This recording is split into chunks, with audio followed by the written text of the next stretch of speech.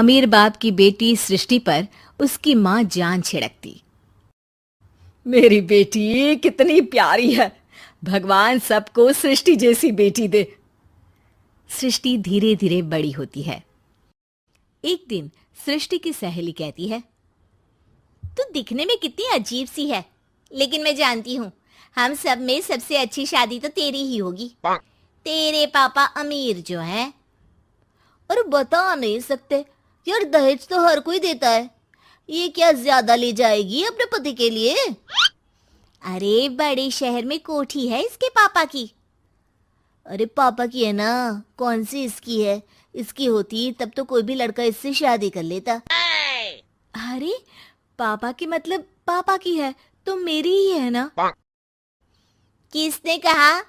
अब तेरी तो तब होगी ना जब तेरा भाई ना हो। वैसे भी शादी के बाद सारी प्रॉपर्टी भाई के नाम होती है। सृष्टि समझ जाती है कि उसे किसी भी हालत में माँ बाप की सारी प्रॉपर्टी को अपने नाम करना है, लेकिन कैसे? एक दिन सृष्टि का भाई शीनू कहता है, बहन क्या कर रही है? तुझसे एक बात करनी है। अरे हाँ हाँ करना, मैं तो तेरी बहन हूँ। बहन मेरी लाइफ में ना एक लड़की है, बहुत अच्छी है। मैं सोच रहा हूँ माँ और पापा से बात करूँ शादी के लिए। सृष्टि को समझ में आ जाता है कि भाई की शादी होते ही भाभी उसे एक दिन भी घर में बर्दाश्त नहीं करेगी।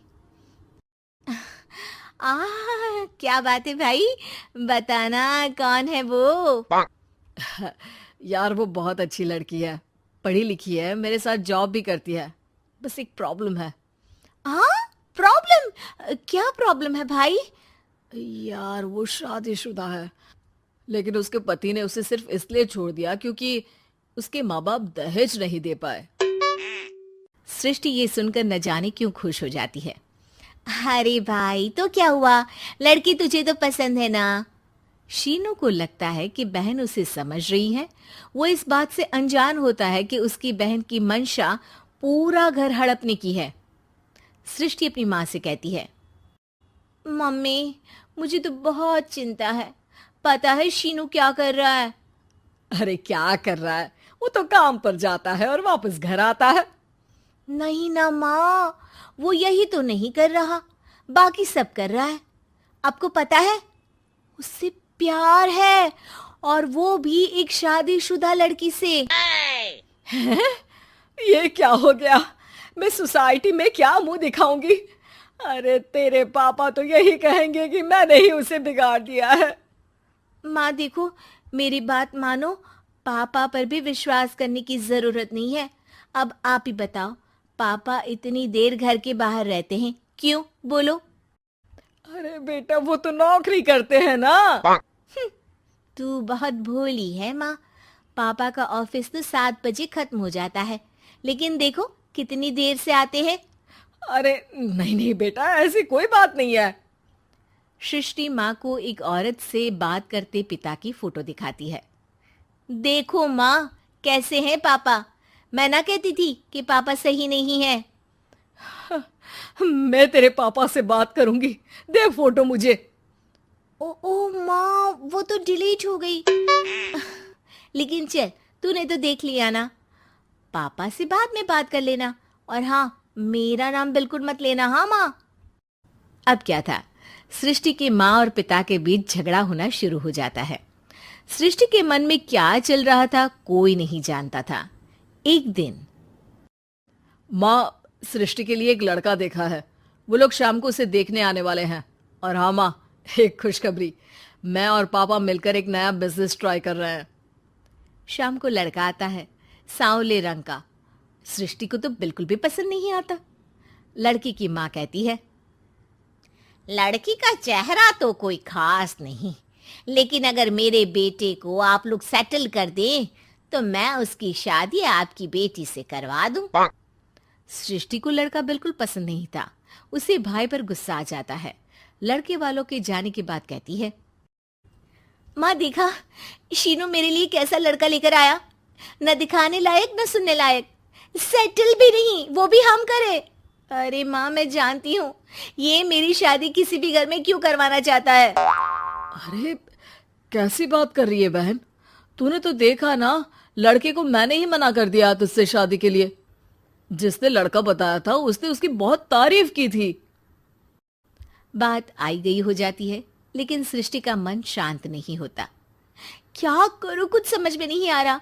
मेरी शादी हो गई तो ये लोग पूरी प्रॉपर्टी शीनू के नाम कर देंगे, मेरे हाथ तो कुछ लगेगा ही नहीं। तभी सृष्टि को आइडिया आता है।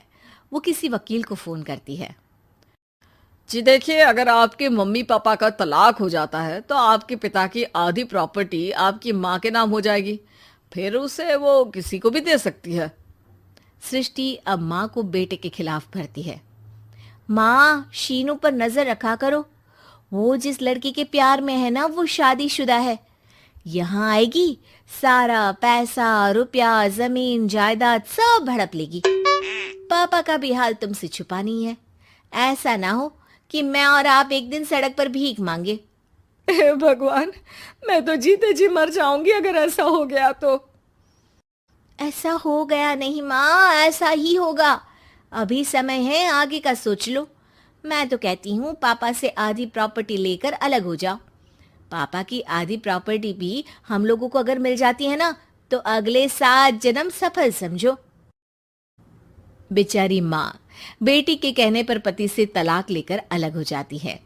सृष्टि अब पैसों से गाड़ी और अपने दूसरे महंगे शौक पूरे करने लगी। उसके दोस्त भी उसके पैसे इस्तेमाल करते। सृष्टि, कल तुम कहाँ थी? मैं सारा दिन घर पर अकेली थी। तो मैं क्या करूं? मैंने ठेका तो नहीं लिया है ना तुम्हें संभालने का। माँ को सृष्टि से ये उम्मीद नहीं थी। वो बैठकर रोने लगती है। वहीं उसका पति यानी कि सृष्टि के पिता आ जाते हैं।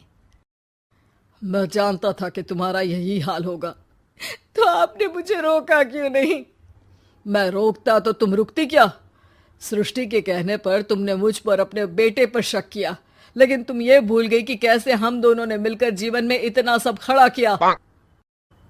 माँ पति के गले लग जाती है। मुझे माफ कर दीजिए, मैंने आपकी कमाई का एक बड़ा हिस्सा गवा दिया। कोई बात नहीं, तुम साथ हो तो मैं ऐसी 7 प्रॉपर्टी खड़ी कर दूंगा। तभी वहां सृष्टि आ जाती है रोते हुए। माँ, मयंक ने मुझे छोड़ दिया। वो बोल रहा था जब तक मेरे पास पैसे थे तब तक ही वो मेरे साथ था। पापा, माँ, मुझे माफ कर दीजिए।